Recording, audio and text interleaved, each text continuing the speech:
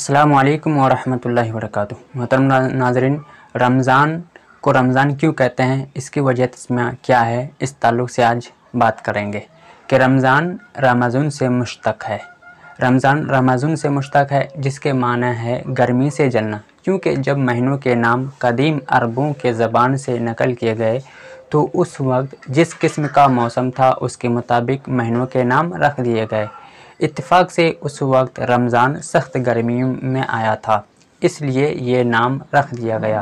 हज़रत मुफ्ती अहमद यार ख़ान नईमी फरमाते हैं कि जब महीनों के नाम रखे गए तो जिस वक्त मौसम में जो महीना था उससे उसी का नाम रख दिया गया। जो महीना गर्मी में था उसे रमज़ान कह दिया गया, और जो मौसम में बहार में था उसे रबीउल अव्वल, और जो सर्दी में था जब पानी जम रहा था तो उसे जमादिल ऊला कहा गया। अस्सलामु अलैकुम वरहमतुल्लाहि वबरकातुहू।